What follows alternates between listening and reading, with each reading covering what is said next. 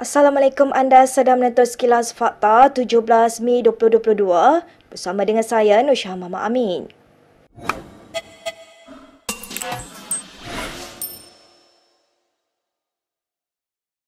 Ahli Parlimen Pasir Salak Tajuddin Abdul Rahman mengesahkan pelantikannya sebagai Duta Besar Malaysia ke Indonesia seterusnya yang berpangkalan di Jakarta. Pemimpin UMNO itu membuat pengesahan tersebut kepada Malaysia Kini hari ini. Portal dalam talian Malaysia Now awal hari ini memetik sumber diplomatik yang mendedahkan bahawa pelantikan Tajuddin telah mendapat kelulusan daripada kerajaan Indonesia di bawah Presiden Joko Widodo. Pelantikan Tajuddin bagi menggantikan diplomat Zainal Abidin Bakar akan menyaksikan ahli politik menjawat semula jawatan itu. Zainal dilantik pada 2018 di bawah pentadbiran Pakatan Harapan, ketika itu bagi menggantikan bekas ahli Parlimen PKR yang kemudian menyertai UMNO, Zahrin Muhammad Hashim yang berkhidmat dari 2013. Sebelum pengesahan Tajuddin, Agensi Berita Indonesia Antara telah melaporkan mengenai pelantikannya yang dikabarkan sejak Oktober lalu, kemudian didorong oleh kehadirannya semasa lawatan rasmi Menteri Luar Saifuddin Abdullah ke Jakarta pada November. Ahli politik berusia 74 tahun itu sebelum ini dipecat daripada jawatannya sebagai pengerusi prasarana berikutan kenyataan yang dianggap tidak sensitif selepas insiden pelanggaran LRT di Kuala Lumpur yang menyebabkan berpuluh-puluh penumpang cedera. Awal bulan lepas, bekas diplomat Dennis Ignatius menyatakan bahawa kekosongan jawatan yang tidak diisi untuk jawatan tertinggi dalam perwakilan Malaysia di luar negara telah menimbulkan persoalan mengenai hal ehwal domestik di Kementerian Luar. Bekas Perdana Menteri Dr. Mahathir Mohamad mencabar Presiden UMNO Ahmad Zahid Hamidi untuk menunjukkan bukti tentang identitinya yang mempertikaikan status sebagai orang Melayu. Dr. Mahathir berkata demikian dalam kenyataan di media sosialnya hari ini. Dr. Mahathir menjelaskan kini beliau sedang mempertimbangkan untuk mengambil tindakan undang-undang kerana pembohongan Ahmad Zahid yang memfitnahnya.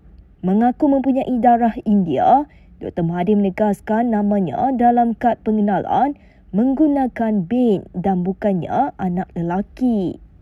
Zahid pada Julai 2017 ketika menjadi Menteri Dalam Negeri menunjukkan gambar didakwa salinan kad pengenalan Dr. Mahathir yang menurutnya memaparkan namanya sebagai Mahathir anak lelaki Iskandar Kuti.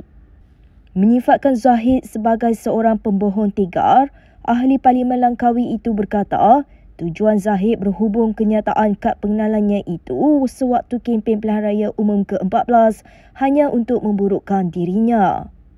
Zahid juga, kata Dr. Mahathir, menggambarkan seolah-olah dia menipu mengenai status bangsanya. Oleh itu, Dr. Mahathir mencabar Zahid menunjukkan bukti atau memohon maaf jika tidak mahu berdepan tindakan mahkamah. Kita ke perkembangan berikutnya. Presiden Bersatu Muhyiddin Yassin menegaskan PAS masih teguh dan istiqamah untuk berada dalam Perikatan Nasional. Beliau berkata perkara itu dinyatakan Presiden PAS Abdul Hadi Awang bersama Setiausaha Agung Taqiyuddin Hassan dalam pertemuan pada Aidilfitri baru-baru ini. Tetapi dari sudut PN, kita masih dalam PN dan PAS dalam pertemuan saya pada hari raya baru-baru ini dengan Presidennya dan Setiausaha Agung, katanya PAS tetap istiqamah dalam Perikatan Nasional. Tapi apa PAS nak buat, apa kita nak buat, ada usaha tertentu, tak apalah. Akhirnya kita akan duduk semeja, bincang apa yang terbaik untuk Perikatan Nasional dan yang lebih penting, apa yang baik untuk negara. Itu yang saya fikir perlu kita berikan perhatian.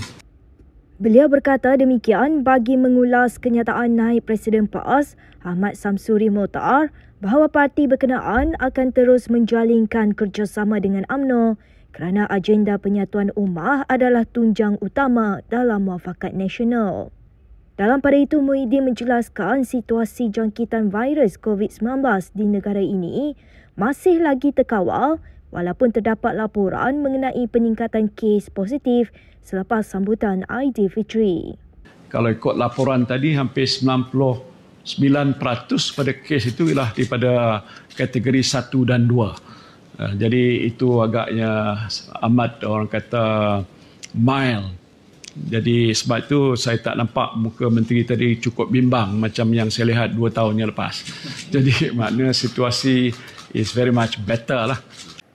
Ahli Parlimen Bangi Ong Kian Ming mengaku bahawa dia dan Ahli Parlimen Damansara Tony Phua bertanggungjawab dalam memulakan usaha perjanjian kepercayaan dan perbekalan CSA tahun lalu. Malah Ong dalam temu bual bersama Malaysia Kini pada Rabu lepas berkata, dia dan Tony Phua mempunyai alasan berhubung perjanjian antara DAP dan Kerajaan Perikatan Nasional di bawah kepimpinan Muhyiddin Yassin pada ketika itu. Justified in the role that Tony and myself played in negotiating for the CSA that eventually led to the MOU between Pakatan Harapan and Ismail Sabri being signed. Not because it's a vindication of what we were trying to do, but because it can lead to more long-term structural changes to the political landscape in Malaysia. For example, equal allocation for MPs regardless of whether they are from government or from the opposition. Ditanya adakah kerjasama dengan Muhyiddin masih sukar, dia mengiyakannya. I understand why it was difficult for some of my party leaders to accept working with Muhyiddin. I understand because the public backlash was very great at that time. But at the same time, I think if let's say you were to ask some of the party leaders now, would it have been better for us to accept Muhyiddin CSA to prevent an UMNO PM from coming into power? I hope that most of them would say yes lah. Yeah, of course they are entitled to their own opinion. My answer would be yes. We should have taken Muhyiddin's offer so that we can avoid a situation where the court cluster now has a lot of power. Berita seterusnya. Pemilihan PKR cabang Port Dickson menyaksikan insiden kekecohan sehingga memaksa pasukan polis dan pasukan simpanan persekutuan FRU mengawal keadaan di Dewan Serbaguna Bandar Spring Hill petang semalam. Menurut laporan berita harian, proses pengundian sewaktu hujan lebat direncanakan dengan protes yang dilakukan oleh kumpulan yang mendakwa bukan kumpulan MB. Mereka dilapor tidak berpuas hati dengan cara pengundian yang didakwa memihak kepada calon yang juga Menteri Besar Negeri Sembilan, Aminuddin Harun. Keadaan menjadi lebih tegang sehingga memaksa campur tangan pasukan keselamatan, polis dan pasukan FRU. Bagaimanapun keadaan kembali tenang apabila polis berjaya mengawal keadaan dan pengundian berjalan lancar walaupun berlaku perang mulut di antara kumpulan terpapit. Dalam pemilihan di peringkat cabang berkenaan, Aminuddin mencabar penyandang ketua cabang, M. Ravi yang juga Adun Sri Tanjung. Aminuddin juga bertanding bagi jawatan naib Presiden PKR bersama Kem Rafizi Ramli. Pemilihan PKR bermula pada 13 Mei lalu dan akan berlangsung selama 10 hari. Polis mengklasifikasikan semula siasatan berhubung dakwaan seorang pengawal keselamatan mengganggu tugas 2 wartawan baru-baru ini. Menurut laporan The Vibes, perkara itu disahkan oleh Ketua Jabatan Siasatan Jenayah JSJ Kuala Lumpur, Habibi Majinji. Habibi berkata polis kini akan menyiasat kes itu di bawah Seksyen 160 Kanun Kesisaan. Individu yang disabitkan dengan kesalahan tersebut boleh dipenjara sehingga 6 bulan, denda sehingga RM1,000 atau kedua-duanya sekali. Sebelum ini, polis Dan Wangi mengklasifikasikan kes itu sebagai rujuk kepada magistrate. 2 wartawan The Vibes sebelum ini dilapor dihalau dan diherdik oleh seorang pengawal keselamatan di Jabatan Immigration di Pusat Transformasi Bandar UTC Pudu. Insiden itu berlaku ketika kedua-dua wartawan itu menemu bual beberapa individu yang sedang beratur untuk mendapatkan pasport mereka. Kedua-dua wartawan itu ketika itu sedang membuat liputan mengenai orang ramai yang beratur panjang di kaunter Jabatan Imigresen. Pengawal keselamatan berkenaan mendakwa wartawan tidak dibenarkan mengambil gambar atau bercakap dengan mereka yang beratur tanpa kebenaran rasmi.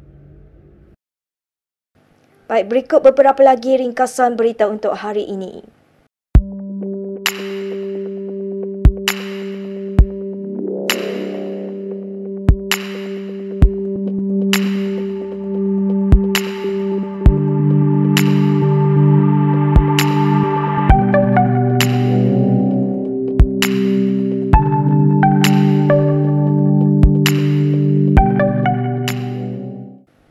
Sekian sahaja daripada saya, Nur Syah Mama Amin untuk Sekilas Fakta. Untuk lebih banyak berita, anda boleh melayari kinitv.com. Anda juga boleh mengikuti kami di Instagram, Twitter, YouTube dan Facebook. Salam hormat dan jumpa lagi.